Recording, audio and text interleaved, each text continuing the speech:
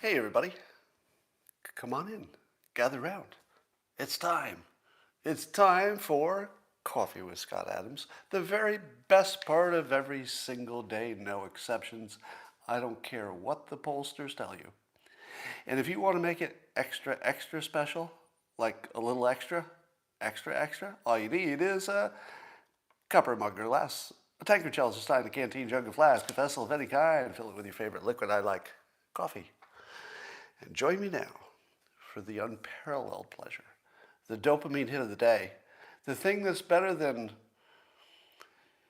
well, I'm not even going to say it. You know the thing.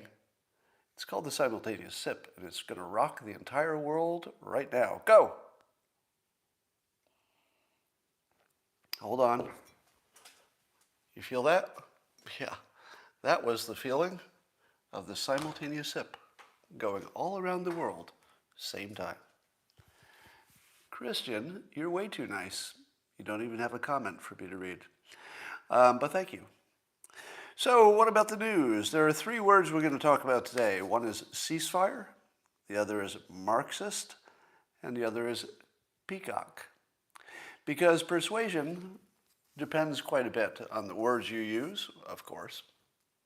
We want Dale. Dale might appear. You might see Dale.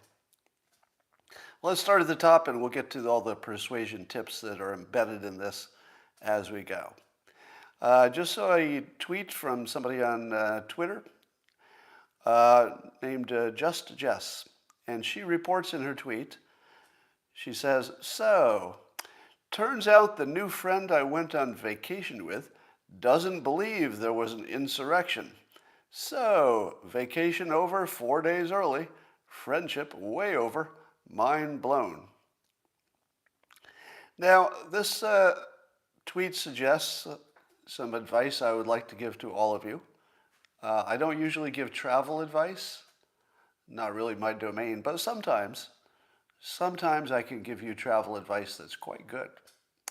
And here's my travel advice. Number one, don't plan a trip to North Korea. Just don't do it. I feel like I'm on solid ground there. Don't go to North Korea. Not a good place for a vacation. Number two, never go on vacation with someone who believes you can conquer a superpower by putting on a horned hat and occupying a room at the Capitol. Because if you're going on vacation with someone who thinks you can conquer a superpower with a horned hat and occupying a room, well, then you're not on vacation with somebody who's smart or who has your back or even understands anything about anything. In fact, the odds of you coming back alive, not 100%.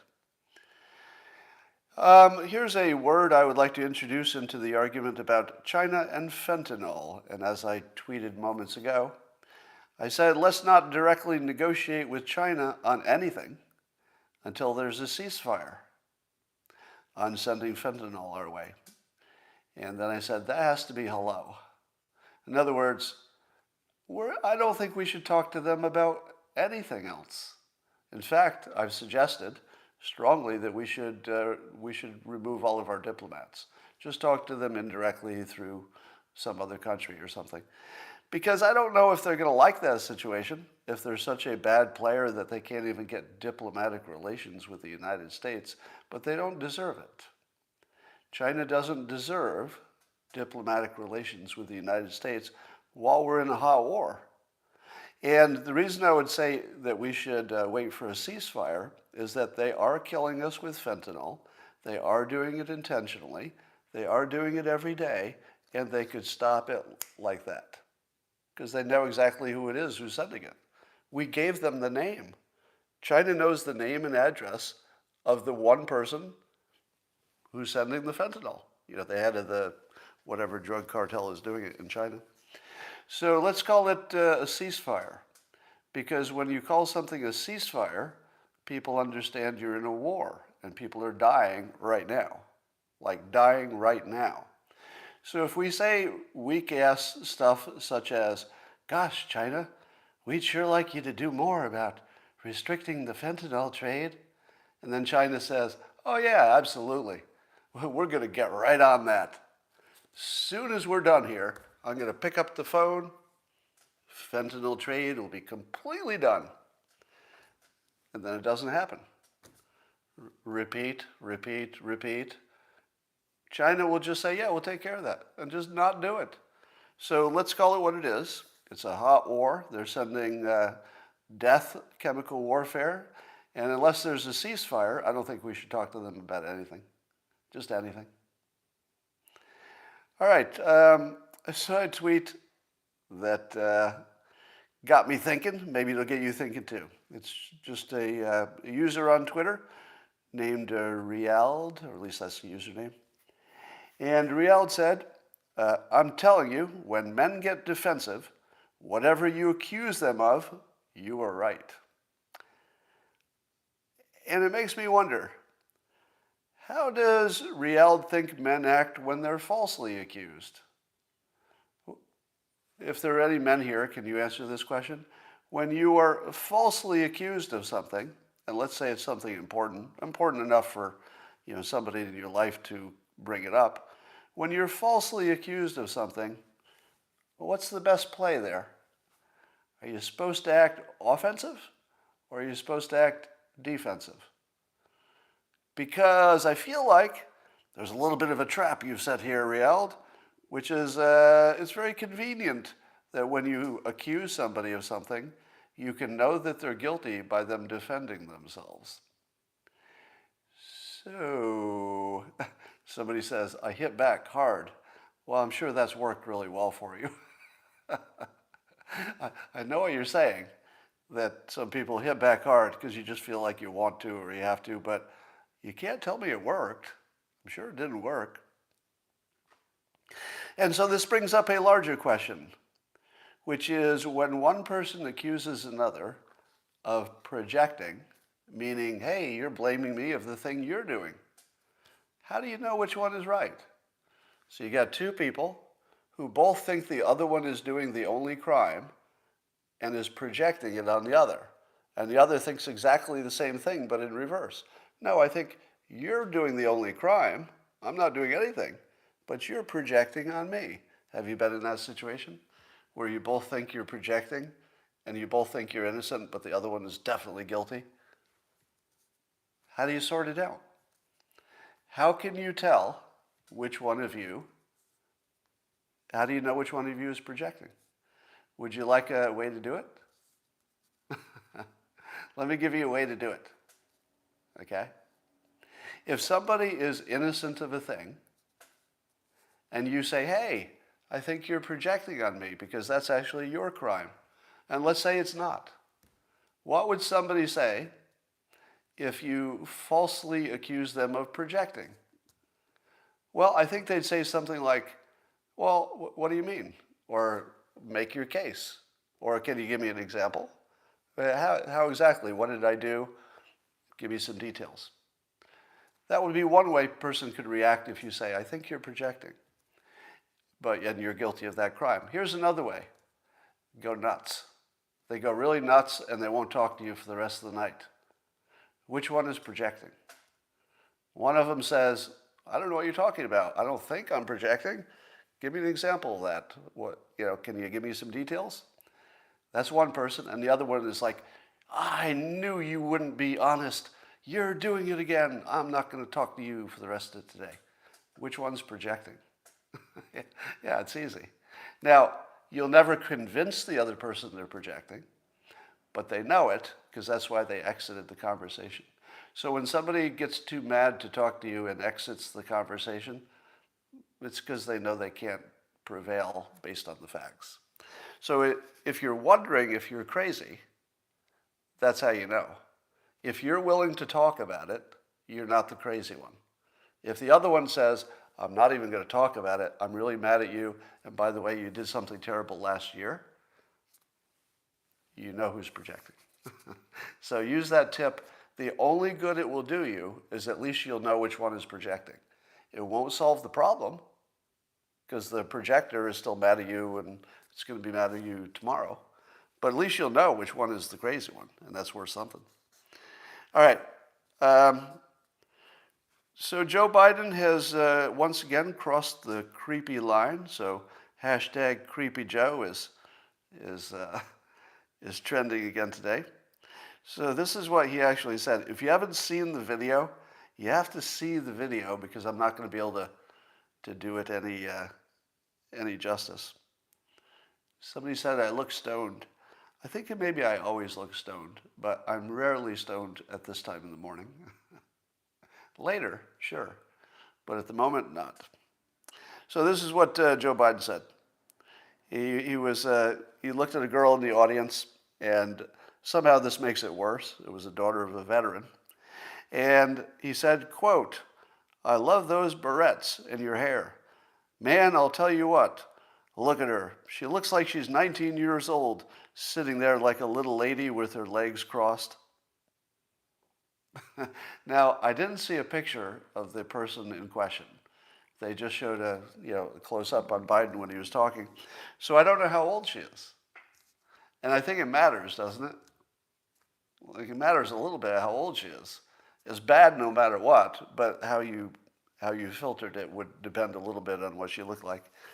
And it's all bad, so how she looks isn't going to make it good, but it's part of the story, and it feels like we should have that information.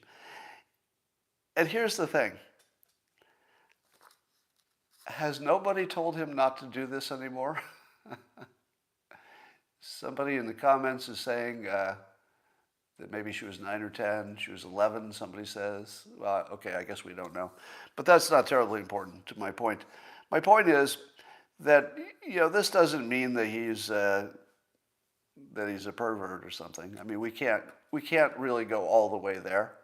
But man, it's creepy. It's definitely creepy. And he had to have been warned, don't talk like that in public anymore. But he went there. So I'm just wondering how Democrats who supported him are feeling about him now. You still feeling good? Did you get exactly what you wanted there? I'm glad they don't have Trump with all of his accusations and such, but they've got this instead. Chuck Schumer is mad at the GOP. That's new. He says, shame on the GOP, because they killed a bill, the Senate Republicans did, to create a Capitol Riot Commission, despite some of the Republicans voting with the Democrats. Didn't get enough votes to overcome the filibuster, so that's not going to happen.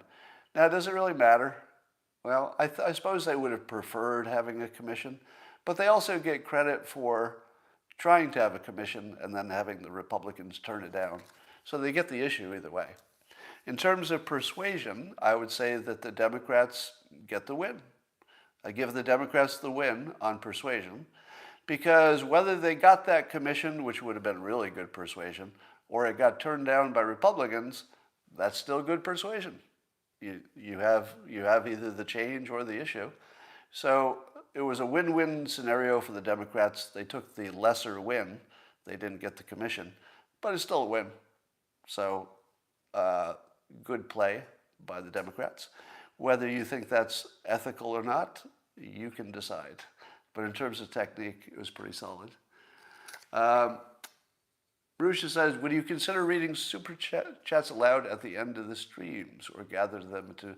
Well, I don't know that there's an easy way to find them at the end of the streams. One of the problems with this model is if I'm looking at my notes or trying to keep my thoughts together and a super chat goes by, it's kind of hard to divert. So I do the best I can. So all I can promise you on the super chats is they are more noticeable. That's all I can tell you. Beyond that, I don't want to commit because it wouldn't be fair to the rest of the listeners. So there's a new study, and I don't think any of these studies should be considered conclusive, maybe not even persuasive, because they're, science flails around until it narrows in on the truth. And we don't know if it's flailing or narrowing at this point. But There's a new study that says there's no credible natural ancestor to the COVID virus, meaning it just doesn't look like it came from anything natural. But there's an allegation that the Chinese scientists tried to cover their tracks with what's called retroengineering to make it look like it evolved or came about naturally. I don't know how you prove any of that stuff. And if you could prove this stuff, why didn't anybody say this earlier? Why was it a year ago that you couldn't even say this in the news? Was it just because the news was blocking it? Because in person, I did talk to people who said it all the time. A year ago, privately, the smartest people I knew were saying, oh yeah, you could totally modify a virus and make it look like it hadn't been modified. You could totally do that. So we're just being surprised that maybe it's possible.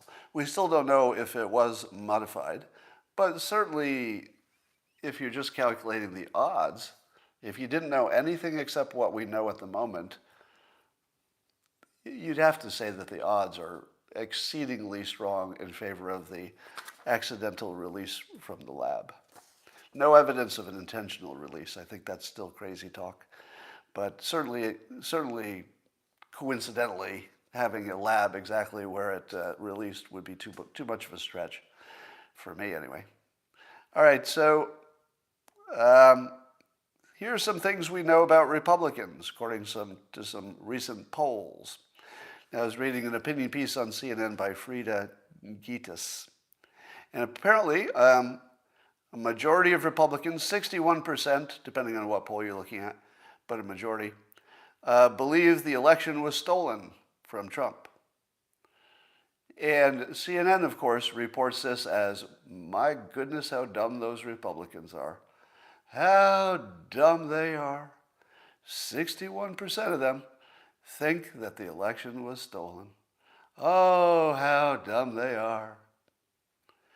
But they didn't ask them, is there proof? If they had said, is there already proof that the election was stolen? Well, I think you'd get a different answer. But don't you think that people are saying, in this situation, you should just assume it was stolen? I figure it's just an assumption. Because if you have a situation in which something can be stolen, why wouldn't it be? If it can be. If you leave your door unlocked in a bad neighborhood long enough, can't you assume you're going to get robbed?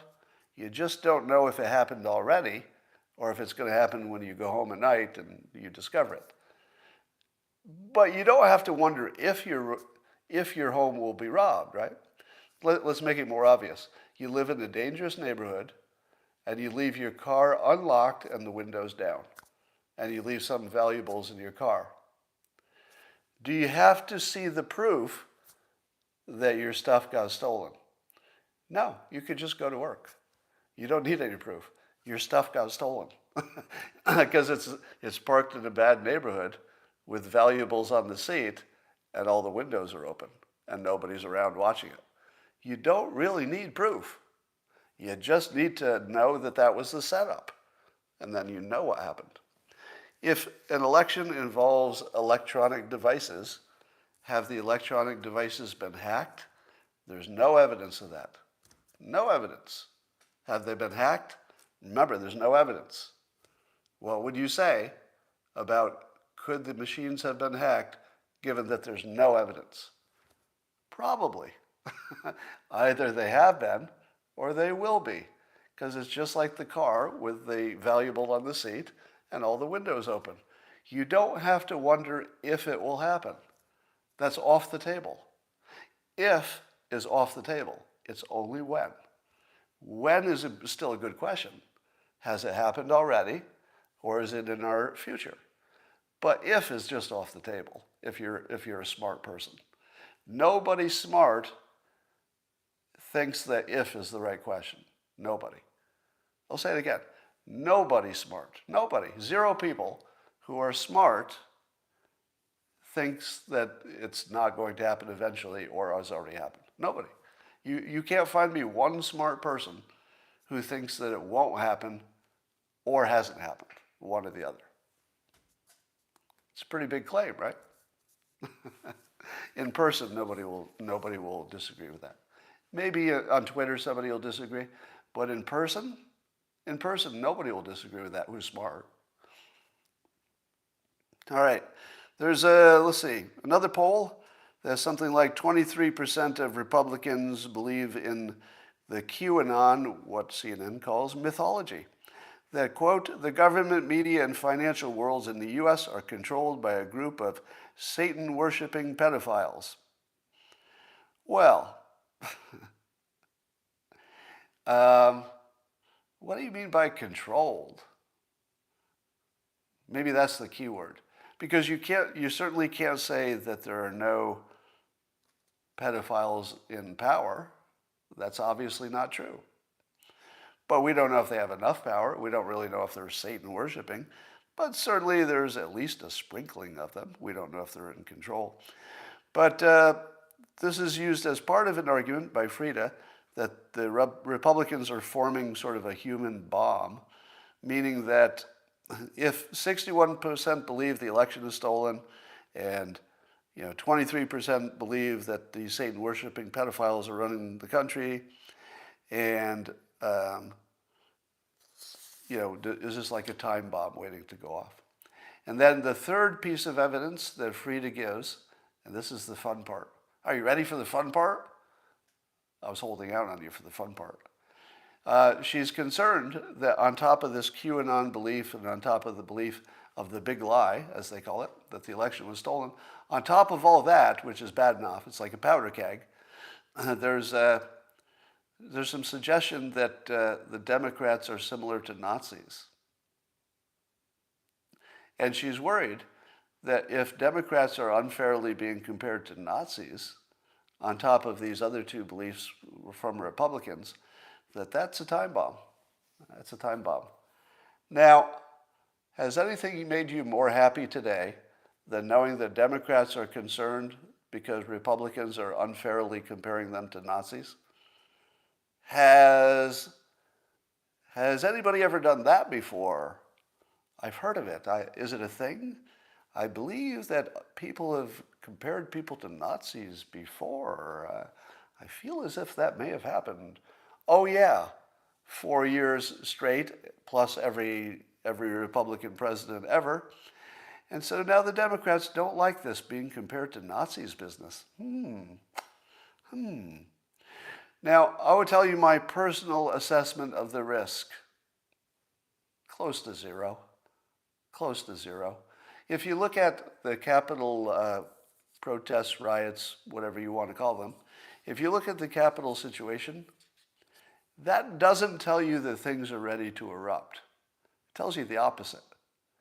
If that group had gone there heavily armed, well, I would be just as worried as everybody else on the Democratic side. I'd be really worried about that. But the fact that they were aggressively unarmed, I mean aggressively unarmed, at least in terms of serious weapons, or didn't use them if they had them, it really tells you what the intention was. The intention was speech. Clearly the intention was speech, to make their feelings known, and then they did. Now, turning this into an insurrection and trying to put them all in jail, of course, is a Democrat unethical dirty trick, but seems to be working for them.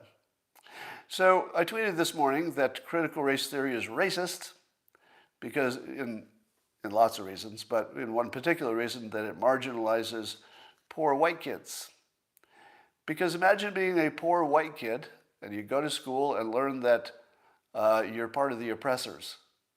Not only did you not get any money out of slavery, apparently your family did not make and keep their family fortunes from all that slavery oppression money that they made because they were white, and they were born into a poor situation, but they're being called the oppressor. Yeah, it's a double FU. It's a double FU. And can somebody do a fact check on this for me? I need a fact check because I feel like this might be like a racist data point and not real. But I want somebody to check this out for me. Is it true or not true that black women, specifically women, are doing better than white men at the moment, just recently in the last few years. Is that true? Because I think that they're doing better in terms of average pay for starting salary, right? I believe a black woman being hired into, let's say, a corporation, on average makes more money than a white man. I'm seeing trues and I'm seeing false. It's something I've seen, but I don't have it in front of me as a fact. Somebody says I doubt it, look it up.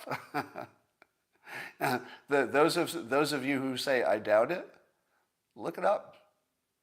Now, I think the reason is quite obvious, because the corporations get a twofer, right? Because the corporations want to hire more women, they want to hire more minorities. If you find a qualified woman who's also a minority, her value is going to be pretty high. She's going to have 3 job offers. You're going to have to offer a little bit more to get it and solve 2 of your problems, your misogyny problem and your racist problem. So it makes sense, like everything I know about economics, supply and demand, right? What is the greatest demand type? The greatest demand type for labor is a black woman. Am I wrong? If you're a corporation and you're trying to do the right thing, you're trying to have more diversity in every way, both in gender and in ethnicity, isn't a black woman the highest demand? Now, I'm not making a joke. There's no hyperbole here. Just straight economics. Straight economics. And yeah, and if that woman had been part of the LGBTQ community in any way, well, that's a threefer. A threefer is rare. So don't you have to pay more for a threefer? You do, right? Because that's how economics works. You pay for rarity. So do me a fact check on this, but I wondered how critical race theory would explain if it's true, because I'll need the fact check.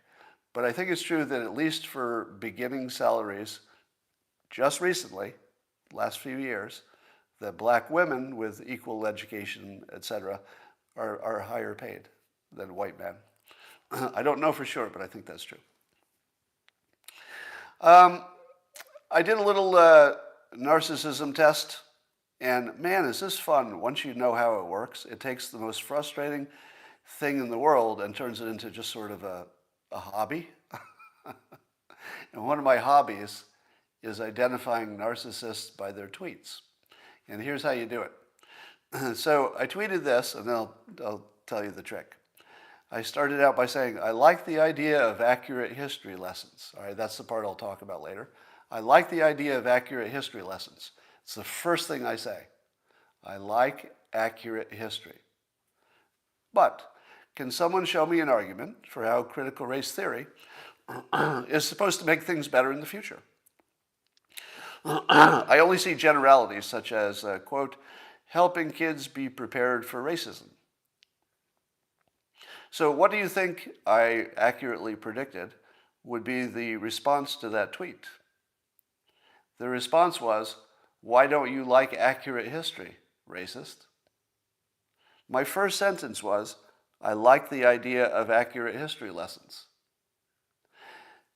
People who are not narcissists will read this and they'll say, oh, okay, I guess we all like accurate history, so we're good so far. And then they'll look at the rest of the point. A narcissist won't be able to see the first sentence. Like, actually, they won't be able to see it. It's like it wasn't even there. So they won't see the part where I like the idea of accurate history, and then they attack me. Oh, you're racist. Yeah, let's hide history. Let's not tell anybody about slavery. So those are the ones that I used to think were just some kind of weird paid troll.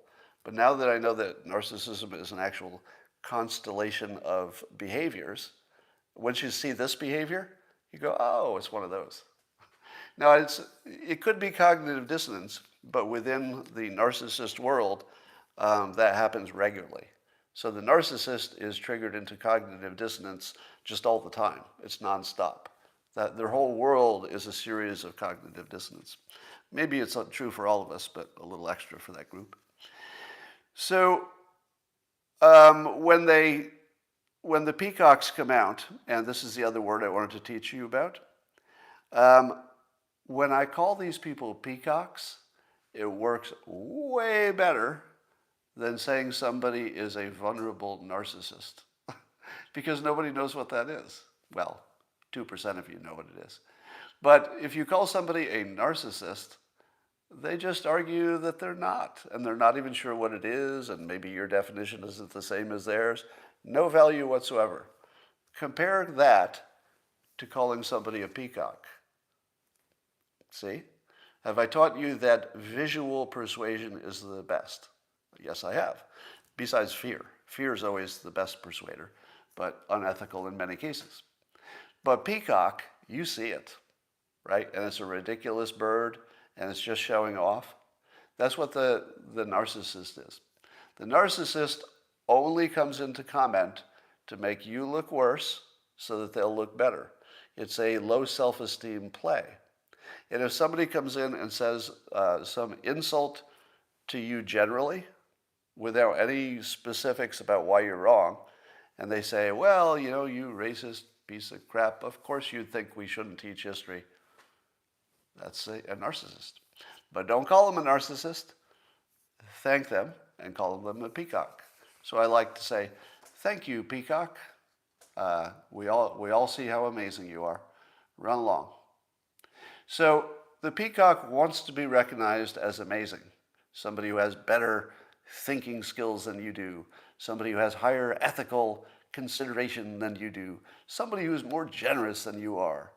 So instead of fighting with them, which just gives them fuel, you just say, thank you, peacock. You are quite awesome, and we all note it. My experience is that they go away immediately. They just go away immediately. All right. Here is an explanation that I saw on, I think it was on CNN in an opinion piece. No, it was not on CNN. So it was one of the founders of critical race theory way back in the 80s was explaining its value. And here's the explanation.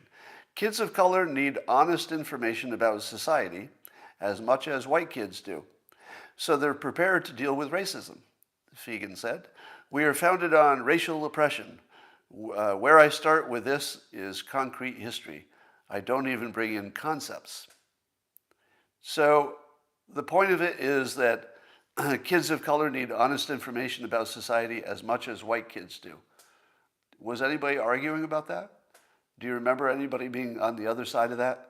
Did somebody argue that, no, we want to teach the good history to the white kids, but we don't need any honest history for black kids or people of color? Whoever said that. So I don't know who she's arguing with, because I'm pretty sure everybody likes accurate history. And then the fact that we were founded on racial oppression, I take that as, that's honest enough, sure. How does it prepare you? How does it prepare somebody? Like, what do you do? So let's say you're a black kid, and you learn your history according to critical race theory. So now you understand why everything is the way it is. Now what? And so you do what? The obvious implication is what? History is great, but what's the point of it? Well, this is where we get into Marxism. Are you ready? Let me give you my persuasion tip for the day for Republicans. What do you hear Republicans say when they're criticizing Black Lives Matter or they're criticizing critical race theory? What do Republicans like to say? It's Marxist. It's Marxist. It's Marxist. Is that good persuasion? Do you think that anybody's hearing that and saying, oh, I didn't know it was Marxist. I changed my mind. No persuasion value. Calling it Marxist, and here it doesn't matter if it's true or not true or a little true, doesn't matter, has no persuasive value. It's completely empty. There's nothing there. It's just a word.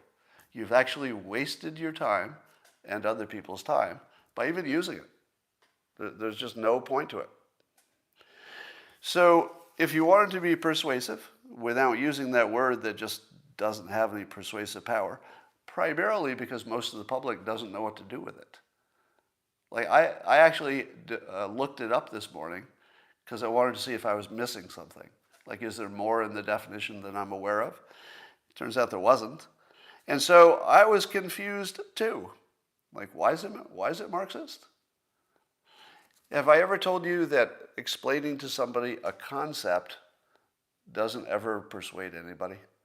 Concepts just don't persuade. Unless somebody is sort of already to be persuaded and then they just need a reason, and then yes. But if somebody's on completely the other side, explaining a complicated concept doesn't convince anybody of anything. You need a fear, you need a picture, you need something simple that you can repeat, something that sticks in the mind. Those are all the things that persuade people and more. But a concept with a word you don't understand necessarily, nobody. Nobody's ever been persuaded by that.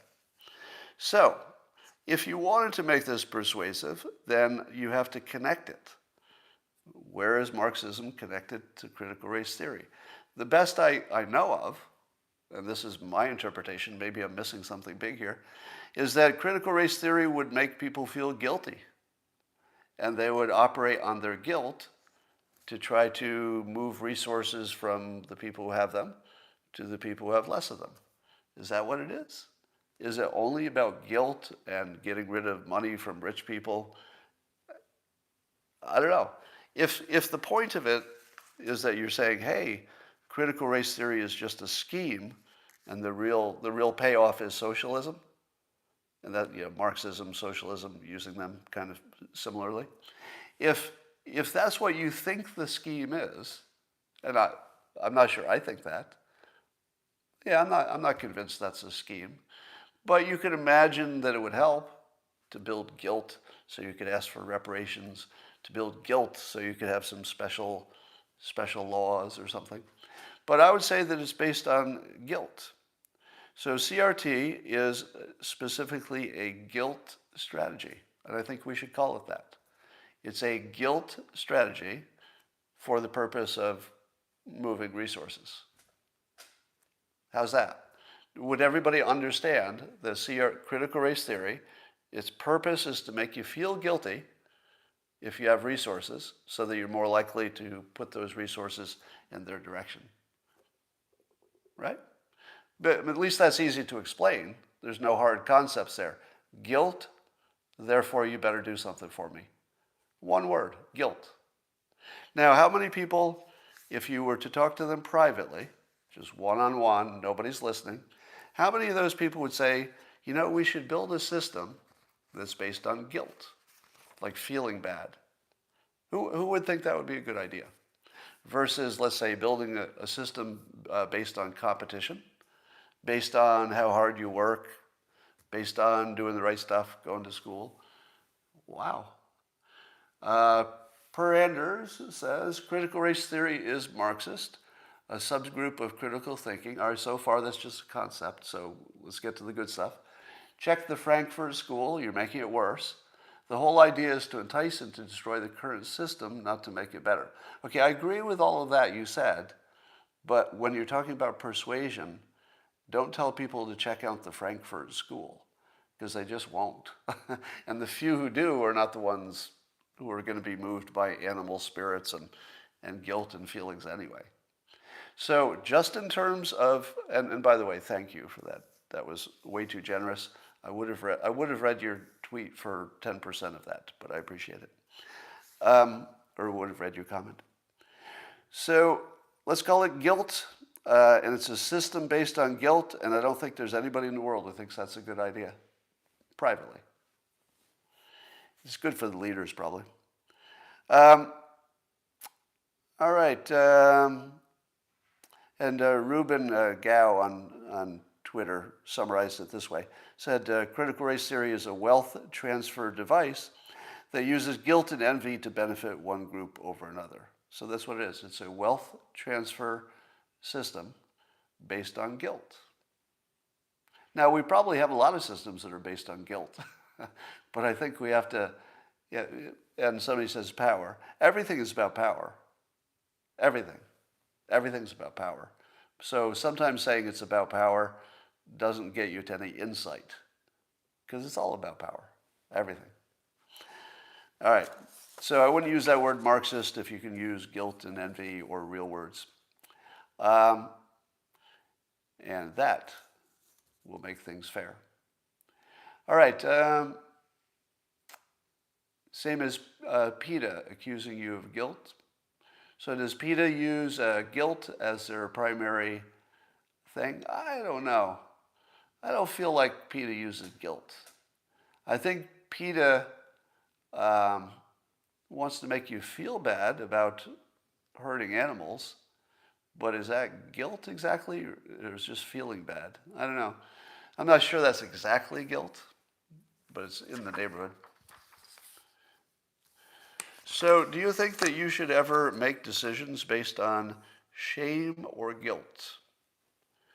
Let's say in your personal life, if somebody says you did X, years ago or whatever, do you think you should make your decisions today based on that bad thing you did years ago? Well, you could.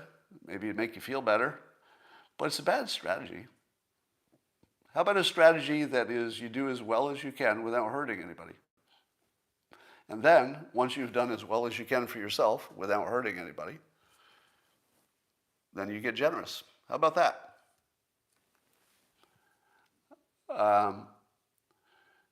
Who is that simple? I don't know what you're talking about. Yeah, feeling shame or guilt over something you can't control is useless. What about people insisting on apologies after you've already apologized once? What do you think of that? I feel as if apologizing has a real use. I mean, it's a very powerful social tool. So apologizing needs to be a thing. But suppose somebody has apologized. How much more do you need to beat them up after they've apologized? I'd say 0 is the right amount. I think you got to move on after that.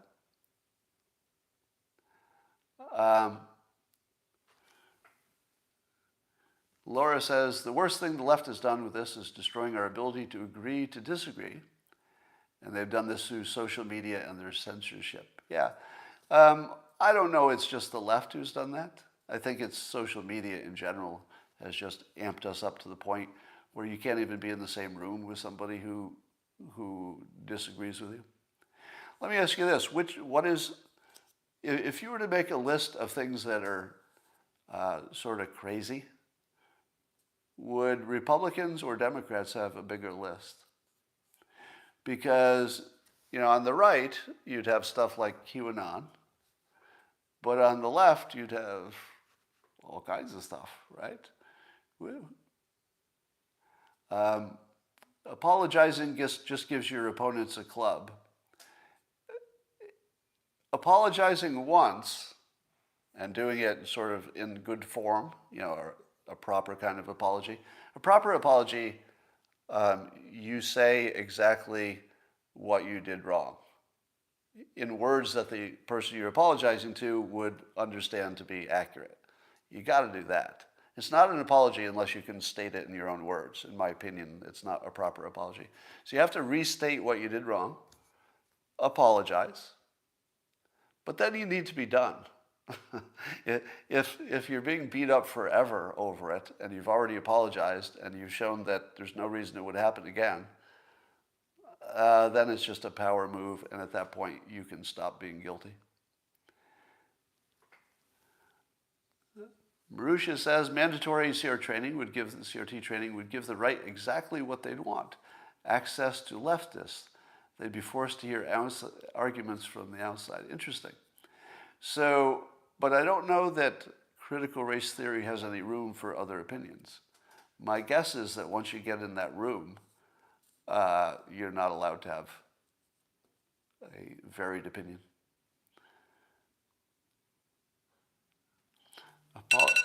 Here's an interesting thought. That means I've got to go. Apologies are useless. If you gave a damn, you wouldn't have done it in the first place. I don't think so. No, I think people can make actually just mistakes. your judgment is never always as good. Sometimes you're drunk and horny and tired. People make lots of mistakes. I think there is such a thing as a genuine apology. I feel like I've given them. Guilt and shame works for diet plans. Yeah. I think there's actually a role for guilt and shame. You just don't want to overdo it. All right, I've got to go run and do something else, and I will talk to you tomorrow.